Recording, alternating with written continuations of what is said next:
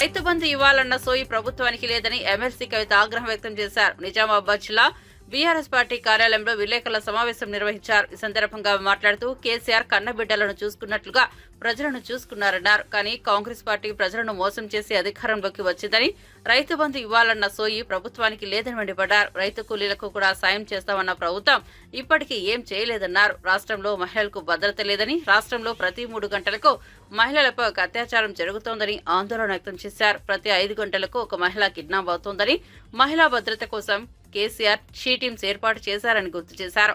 ఇప్పుడు పోలీసులు కాంగ్రెస్ నేతల చుట్టూ తిరగడం తప్ప ఏం చేయడం లేదని ఆరోపించారు. ఈ నాయకులు పనిచేస్తా ఉన్నటువంటి సందర్భం చూస్తున్నాం. ఇదివరకు పోలీసులు అంటే పీపుల్ ఫ్రెండ్లీ పోలీసు ఉండే, ఇవాళ పోలీసులు అంటే ఓన్లీ కాంగ్రెస్ ఫ్రెండ్లీ పోలీసు లెక్క తయారైనటువంటి పరిస్థితి ఉన్నది.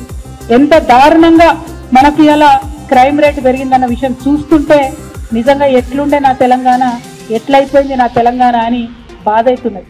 ఎందుకంటే తెలంగాణలో ఆడపిల్లలు బాగుండాలి, సుభిక్షంగా ఉండాలని కేసీఆర్ గారు అనేకమైన కార్యక్రమాలు తీసుకున్నారు.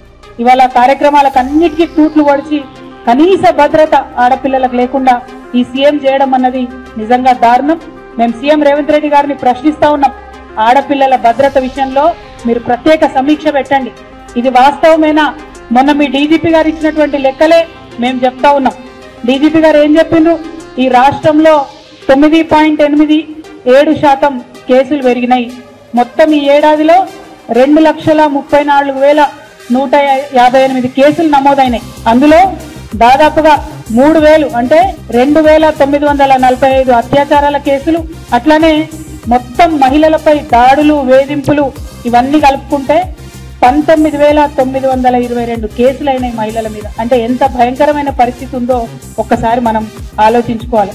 ఇలా లేనిది లేదు, అత్యంత దారుణంగా ఉన్నటువంటి పరిస్థితి. ఇంకా ఘోరం ఏంటంటే ఆనాడు మనం కేసులైతే వాళ్ళకి శిక్ష పడేలాగా చూసేది. ఇవాళ శిక్ష రేటు కూడా, కన్విక్షన్ రేటు కూడా చాలా తగ్గిపోయినటువంటి పరిస్థితి. ఒక పక్క నేరాలు పెరిగినాయి, ఇంకొక పక్క కన్విక్షన్ రేటు తగ్గిపోయింది. మరి ఈ విషయాల్ని గౌరవ ముఖ్యమంత్రి గారు చాలా సీరియస్ గా తీసుకొని మహిళా భద్రత విషయంలో ఈ రాష్ట్రంలో తప్పకుండా సమీక్ష జరపాలని చెప్పి మేము డిమాండ్ చేస్తా ఉన్నాం.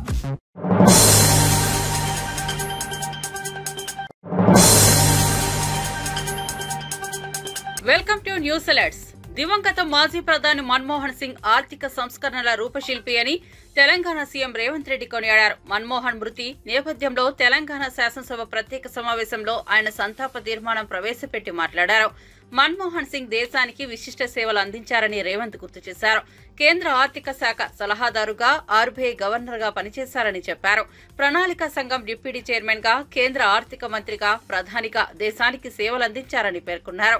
1991-96 మధ్య దేశ ఆర్థిక వ్యవస్థను ఆయన ఊపిరిలూదారని సీఎం వివరించారు. ఆర్థికంగా, రాజకీయంగా, సాంకేతికంగా ఈ రోజు అన్ని రకాలుగా ఈ దేశం బలపడ్డది. ఈ దేశం ప్రపంచంతో పోటీ పడుతున్నదంటే డాక్టర్ మన్మోహన్ సింగ్ గారి సేవలు, ఎన్నో ఈ దేశానికి ఉపయోగపడ్డాయి అధ్యక్ష.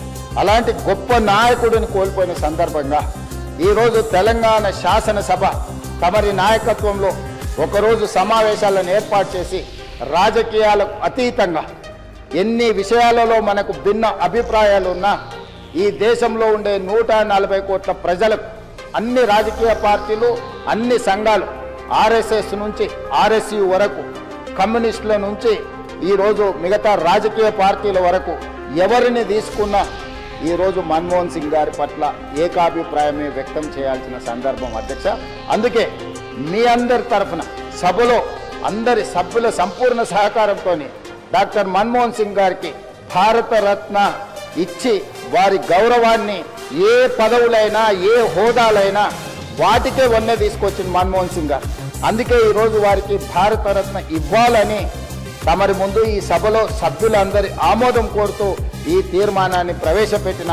ఇదే కాకుండా ఆర్థికవేత్తగా ఆర్థిక విధానాలను ముందుకు తీసుకొచ్చిన డాక్టర్ మన్మోహన్ సింగ్ గారి విగ్రహం తెలంగాణ రాష్ట్ర ఏర్పాటులో ప్రధానమంత్రిగా రాజ్యసభలో ఒక దశలో రాజ్యాంగ సవరణల కోసం వచ్చిన చర్చలో తెలంగాణ రాష్ట్రం వెనక్కి పోతుందేమో అన్నంత గందరగోళ పరిస్థితులు ఏర్పడ్డాయి అధ్యక్ష.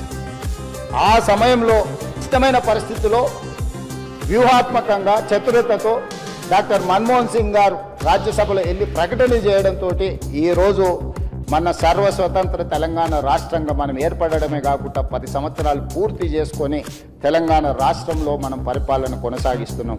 కాబట్టి ఈరోజు వారితో తెలంగాణకున్న ఈ బంధము మనం ఎప్పటికీ మర్చిపోలేనిది.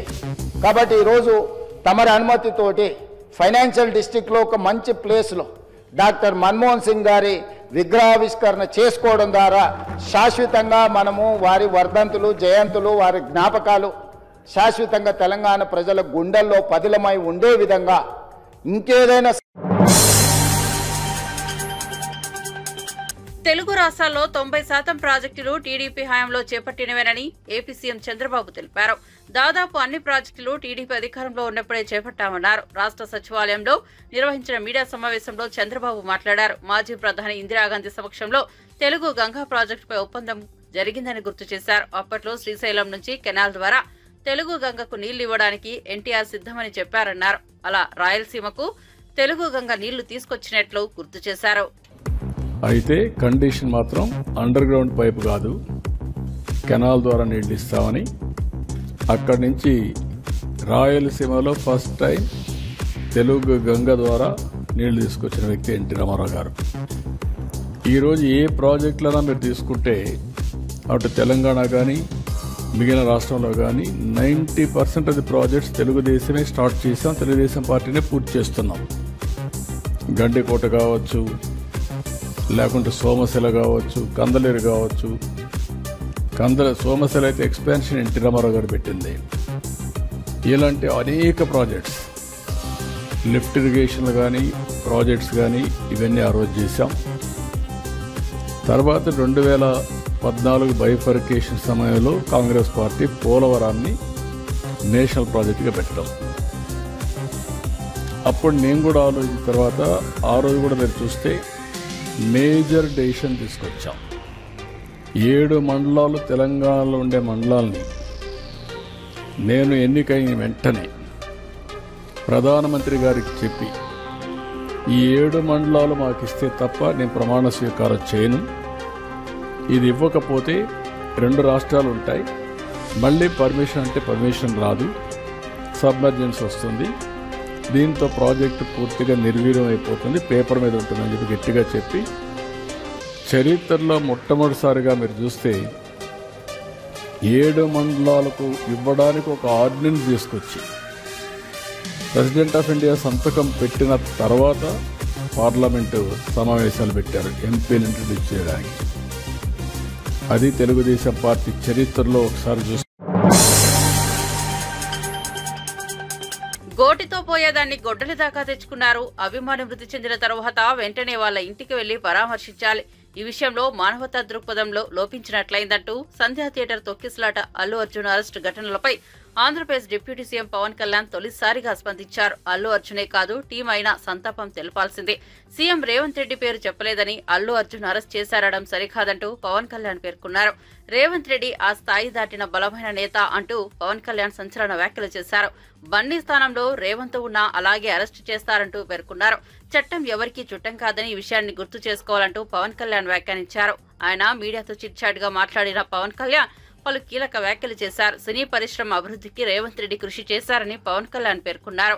పుష్ప బెనిఫిట్ షోలకు టికెట్ రేట్ పెంచడం కూడా పరిశ్రమను ప్రోత్సహించడమే కదా అంటూ చెప్పారు.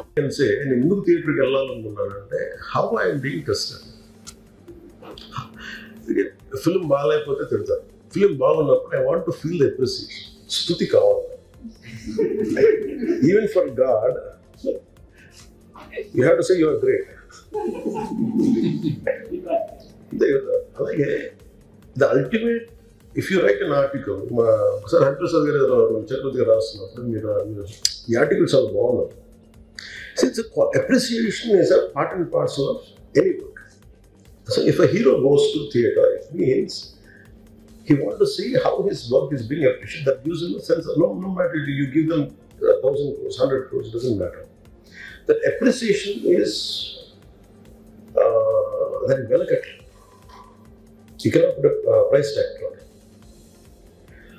So ours what I understood, ఇది generally అందరూ మానేశారు. Maybe it's much awaited for him. Maybe he worked for 3 years. Maybe he wanted to say. Maybe, I don't know, as police said that we have informed not to. For example, the police in the Tapatli, sometimes we have to listen to police. I've been to Vijayanagar, my agency area,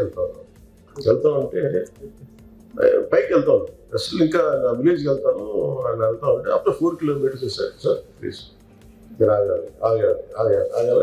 నాకు అర్థం అవుతుంది. వెళ్ళే కొద్దీ we'll be like sitting dogs. అంటే నేను ఒక్కడిని ఉత్సాహం తెలటం వేరు, నాతో పాటు అధికారులను కూడా ఇబ్బంది పెడతాం. అంటే ప్రాబ్లం ఎలా ఉంది, there could be land mines, there could be special issue for an encounter. Likely IPS. So we don't know. And then sometimes when police say, you should understand. అది ఎక్కడ ఒకసారి నాకు వినిపించలేదు. Maybe it could be true. We don't know that. నేను లేదు. మన్మోహన్ సింగ్ గొప్పతనం, సామర్థ్యం, జ్ఞానాన్ని ముందుగా గుర్తించిన వ్యక్తి తెలంగాణ బిడ్డ పివి నరసింహారావు అని BRS working president Sircilla MLA KTR అన్నారు. గొప్ప ఆలోచనలకు అరుదైన సందర్భం వచ్చినప్పుడు ప్రపంచంలో ఏ శక్తి ఆపలేదని చెప్పారు. మన్మోహన్ సింగ్ హయాంలోనే తెలంగాణ ఏర్పడిందని తెలిపారు. కేంద్రంలో ఓబీసీ శాఖను ఏర్పాటు చేయాలని మన్మోహన్ సింగ్ ను కేసీఆర్ కోరారని గుర్తు చేశారు. అసెంబ్లీ ప్రత్యేకంగా సమావేశమైంది. మాజీ ప్రధాని మన్మోహన్ సింగ్ కు సభ సంతాపం తెలిపింది.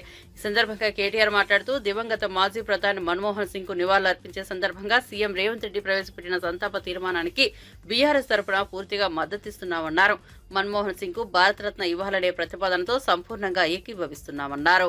మేల్కొని ఉంది అనే మాట ఆనాడు ఒక ఆర్థికవేత్తగా ఆర్థిక సంస్కరణలు ప్రవేశపెట్టే సందర్భంలో డాక్టర్ మన్మోహన్ సింగ్ మాట్లాడిన మాట అధ్యక్ష ఆ మాటలు, ఆయన సిద్ధాంతం, ఆనాటి పివి నరసింహారావు గారి నాయకత్వం ఇవాళ ఈ దేశంలో సమూలమైన సంస్కరణలు తెచ్చింది.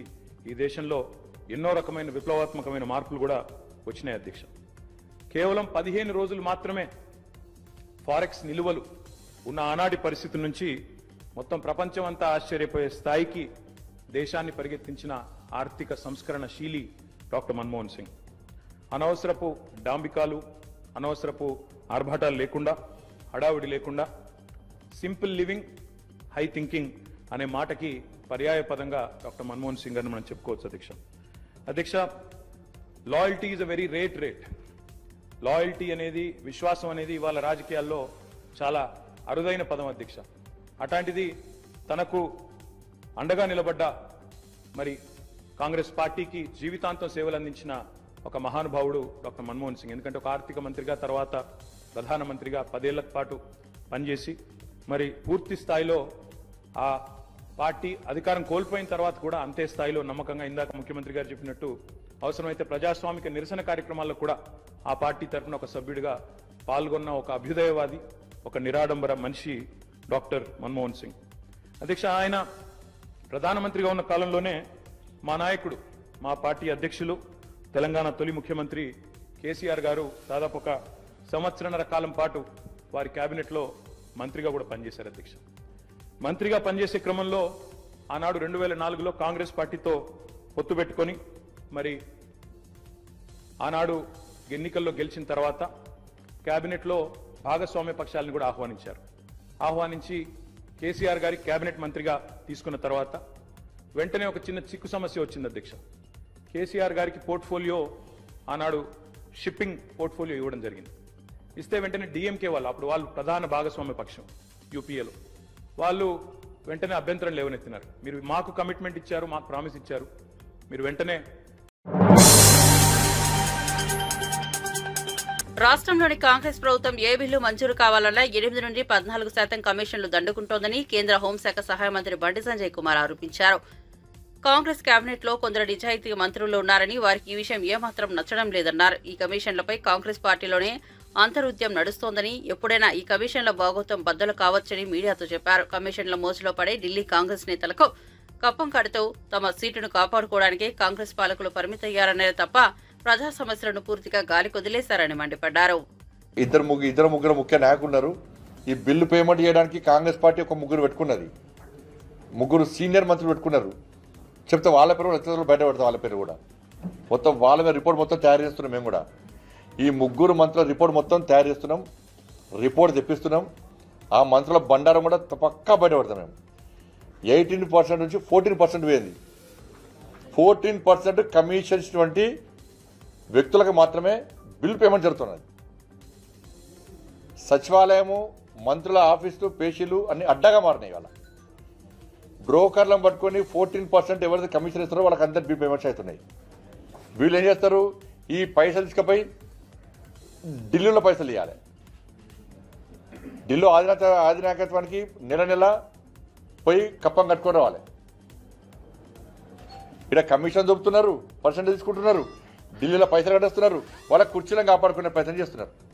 వీళ్ళు కాపాడబడే గక్కనే అబ్బో అది లేకుంటే ఇన్ని రోజులు ముఖ్యమంత్రి కుర్చీ కోసం ఆగుతారు. వీళ్ళు కోలుకోరు. ఇక్కడ ముఖ్యమంత్రి కూర్చుంటే పక్క దృష్టి మొత్తం కుర్చీ మీదే ఉంటుంది. వాళ్ళకి ఎప్పుడు గుంజారా అని చూస్తారు వాళ్ళు. ఏ మంత్రి అయినా కూడా అందరు మంత్రులకు ముఖ్యమంత్రి కావాలన్నది. అలా కాంగ్రెస్ పార్టీలో అందరు మంత్రులకు 50% మంత్రులకు ముఖ్యమంత్రి కావాలన్నది. ఎప్పుడు ఛాన్స్ దొరుకుతారు గుంజా చూస్తారు వాళ్ళు కూడా. ఇవాళ ఏ ఒక్క వర్గం కూడా సంతోషం లేదు. ఇవాళ ఫీజు రియంబర్స్మెంట్ 7,000 కోట్ల రూపాయల బకాయిలు ఇవ్వాల్సి ఉంటే ఇంతవరకు ఇస్తలేరు.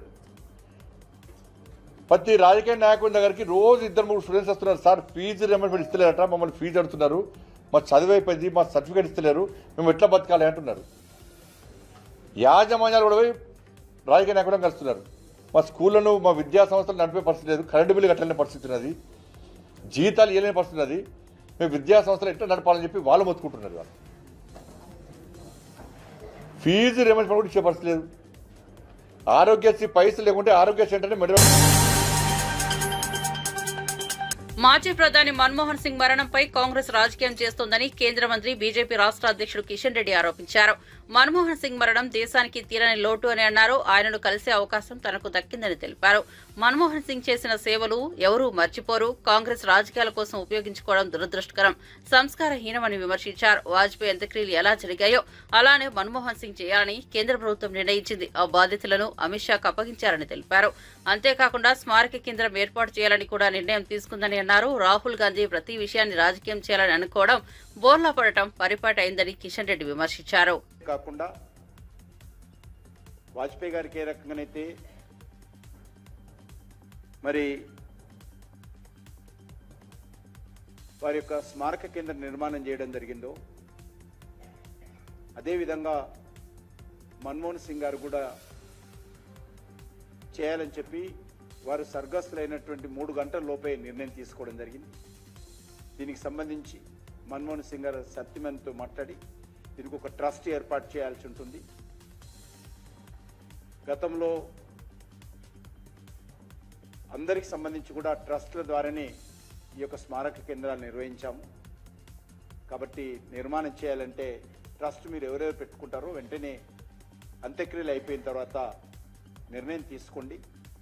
మా అధికారులు మీతోటి అన్ని రకాలుగా వచ్చి మాట్లాడి మీరు కొంత బాధ తట్టుకున్న తర్వాత 2-3 రోజుల తర్వాత వచ్చి మీ దగ్గరకు వచ్చి మీరు చెప్పినటువంటి వాళ్ళందరినీ సూచించినటువంటి పేర్లతో ట్రస్ట్ నిర్మాణం చేసి ఆ ట్రస్టుకు పేరు మీద భూమి ట్రాన్స్ఫర్ చేసి అక్కడ మేము ఈ యొక్క స్మారక కేంద్రాన్ని భారత ప్రభుత్వం నిర్మాణం చేస్తున్న విషయం కూడా చెప్పడం జరిగింది.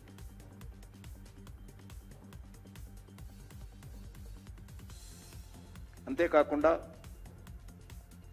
ప్రధానమంత్రి గారు స్వయంగా వారి దగ్గరికి వెళ్ళి కుటుంబ సభ్యులను ఓదార్చడము, అంతేకాకుండా పార్టీ అధ్యక్షులు నడ్డా గారు, హోంమంత్రి రాజ్నాథ్ సింగ్ గారు, ఇతర మంత్రులందరూ కూడా మన్మోహన్ సింగ్ లాంటి మహనీయుడి యొక్క అంతిమ సంస్కార కార్యక్రమంలో పూర్తి స్థాయిలో పాల్గొనడం జరిగింది. భారత ప్రభుత్వం మోడీ గారు ఒకటే చెప్పారు, మన్మోహన్ సింగ్ గారి యొక్క స్మారక కట్టడం విషయంలో కూడా దేశ ప్రధానులందరికీ ఏ నిబంధనల ప్రకారం ఎలాగైతే చర్యలు తీసుకున్నారో అలాగే మన్మోహన్ సింగ్ గారి యొక్క అదే గౌరవ మర్యాదలు అందాలని.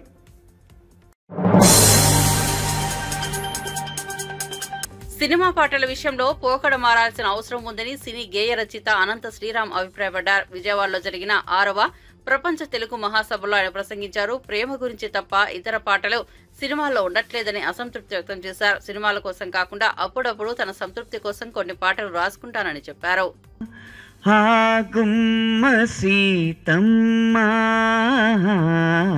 సీతమ్మ వాకిట్లో సిరిమల్లె సెట్టేమో ఇరగా బూసింది, కొమ్మ కదలకుండ కొయ్యండి పూలు, కోసినవన్నీ సీత కొప్పు జుట్టండి, కొప్పున పూలు గుప్పే తంతెందుకండి, కోదండ రామయ్య వస్తున్నాడండి, రానే వచ్చాడో యమ్మ ఆరామయ్య, వస్తు చేశాడో యమ్మ ఏదో మాయా. సభ సరస్వతికి నమస్కారం. ఈ పాటతో ఎందుకు మొదలు పెట్టానంటే, సాహిత్యం రాసే ప్రేరణ ఇచ్చిన ఆ ప్రకృతి గోదావరి తీరమే. ఇందులో ఏ కూవలోన గోదావరి ఎరుపెక్కింది అన్న పంక్తిలో ఆ గోదావరి పశ్చిమ గోదావరి జిల్లా యలమంచిలి మండలం దొడ్డిపట్ల గ్రామంలో పక్కన ప్రవహిస్తున్న వశిష్ఠ గోదావరి. ఆ గోదావరి తల్లి పాదాలకి నమస్కరించడానికి ఈ పాటతో మొదలుపెట్టాను. యాదృచ్ఛికంగా ఆది కావ్యం కూడా గోదావరి ఒడ్డునే మొదలైంది. అయితే అప్పటి నుంచి అభివృద్ధి చెందుతూ వస్తున్న ఈ తెలుగు భాషకి కాస్త ఆంగ్లేయుల పాలన ప్రభావం అవ్వచ్చు, తరువాత వాళ్ళని బౌద్ధికంగా మనం వదిలేసిన వాళ్ళ పట్ల మనకున్న బానిసత్వాన్ని మానసికంగా వదలలేకపోవడం వల్ల కావచ్చు, ఒక స్థాయి తర్వాత భాష పరిధి పెరగడం ఆగిపోయింది. ఆ తర్వాత సినిమా పాట మాత్రమే సాహిత్యానికి ముఖద్వారం అవుతున్న ఈ రోజుల్లో ఆ సినిమా పాట ఏమో పామర పండిత జనరంజకంగా ఉండాలి, ముఖ్యంగా పండిత జనరంజకంగా లేకపోయినా పామర జనరంజకంగా ఉంటేనే కాసులు పారతాయి అన్న దురభిప్రాయం ప్రబలడంతో మాకు రాసే పరిధి తగ్గిపోతుంది. ఈ రోజుల్లో హృదయము అన్న పదం వాడిన భారం అయిపోతుంది, మనసు అని వాడితే పాతదైపోతుంది. అలా ఈరోజు జెన్జీ అని ఏదైతే పేరు చెప్పుకుంటున్నారో ఈ 2000 తర్వాత పుట్టిన వారిని మెప్పించడానికి పాటలు రాయడం వల్ల మా పరిధి తగ్గిపోతుంది. దానికి తోడు రామ్ చరణ్ హీరోగా నటిస్తున్న చిత్రం గేమ్ చేంజర్ శంకర్ దర్శకత్వంలో పొలిటికల్ యాక్షన్ థ్రిల్లర్ ఫిల్మ్ గా రూపుదిద్దుకుంటోంది. ఈ సినిమా విడుదలను పురస్కరించుకుని విజయవాడ బృందావనం కాలనీలోని వజ్ర మైదానంలో 256 అడుగుల రామ్ చరణ్ ఫ్యాన్స్ భారీ కటౌట్ ను ఏర్పాటు చేశారు. దీనిపై హెలికాప్టర్లో నుంచి పూల వర్షం కురిపించారు.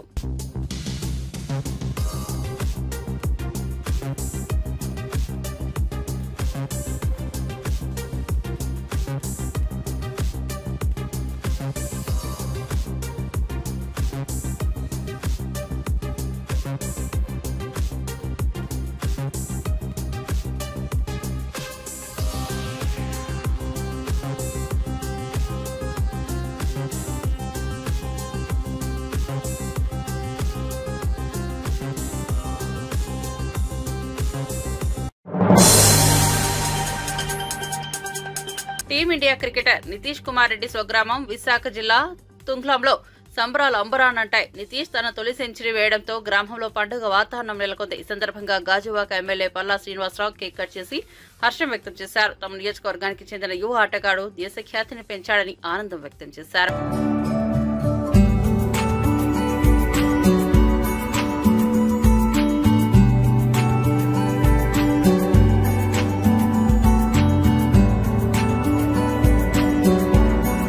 అందరికీ నమస్కారం అండి. ఈరోజు మా గాజువాక ప్రాంతానికి చెందినటువంటి తుంగ్లం గ్రామంలో వాస్తవ్యులు నితీష్ కుమార్ గారు భారతదేశం తరఫున ఆస్ట్రేలియాలో మెల్బోర్న్ లో ఆడుతున్నటువంటి సందర్భంలో వారు జట్టు కష్టకాలంలో వారు సెంచరీ కొట్టి ఆదుకున్నటువంటి సందర్భంలో ఇది కూడా కెరీర్ స్టార్టింగ్ లోనే డెబ్యూలోనే ఇంటర్నేషనల్ మ్యాచ్ ఆటలు కూడా ఫస్ట్ 21 years కుర్రాడు నిజంగా సెంచరీ చేయడం చాలా ఆనందంగా ఉంది. గతంలో కూడా వేణుగోపాల్ గారు కూడా ఇక్కడ ఈ ప్రాంతం నుంచి ముఖ్యంగా గాజువాక క్రికెట్ క్లబ్ నుంచి అలాగే గాజువాక గ్రీన్స్ అంటాం, అలాగే మా జిగ్ గ్రౌండ్ ఉంది. ఇక్కడ జిగ్ గ్రౌండ్ లో వీళ్ళందరూ కూడా ప్రాక్టీస్ చేసి తర్వాత మధురవాడ వెళ్ళడం జరిగింది. నిజంగా ఈ సందర్భంగా వాళ్ళ తల్లిదండ్రులు వాళ్ళ తండ్రి చాలా పిల్లల్ని ఎప్పుడు కూడా తనతోనే తీసుకుని వెళ్ళి కోచింగ్ ఇప్పించి దగ్గరుండి తీర్చిదిద్దడంలో వాళ్ళ తండ్రి ముత్యాలరెడ్డి గారు పాత్ర చాలా కీలకమైనది. వాళ్ళ తల్లిదండ్రులు ఇద్దరు కూడా ఈ సందర్భంగా మా గాజువాక ప్రజల తరఫున యావత్ తెలుగుదేశం పార్టీ కుటుంబ తరఫున వారికి మనస్ఫూర్తిగా అభినందనలు తెలియజేస్తున్నాం. నిజంగా ఈ ప్రాంతం గాజువాక నుంచి అనేక మంది క్రీడాకారులు వచ్చారు. కానీ స్పెషల్ ఈ రోజు నితీష్ రెడ్డి అంటేనే చాలా, ఎందుకంటే ఆస్ట్రేలియన్ క్రికెట్ అంటే చాలా కష్టపడరు, అక్కడ చాలా ఫాస్ట్ బౌలింగ్ క్రికెట్ అది. ఆ పిచ్ మీద ఆడటం అంటే సులువైన పని కాదు. అలాంటి గేమ్ నుంచి భారతదేశాన్ని ఆటలో రక్షించడం చాలా సంతోషం అని చెప్పి సందర్భంగా తెలియజేస్తూ మళ్ళీ ఒకసారి నేను నితీష్ కుమార్ రెడ్డి గారికి ప్రత్యేకంగా నేను మనస్ఫూర్తిగా అభినందనలు తెలియజేస్తాను. మరెన్నో సెంచరీలు చేయాలి, మంచి ఆటగాడిగా పేరు సంపాదించాలని చెప్పి మనస్ఫూర్తిగా నేను కోరుకుంటూ వాళ్ళ తల్లిదండ్రులకి ఆది ముత్యాలరెడ్డి గారు వాళ్ళ శ్రీపతి కూడా నేను ఈ సందర్భంగా మనస్ఫూర్తిగా శుభాకాంక్షలు తెలియజేస్తున్నాను.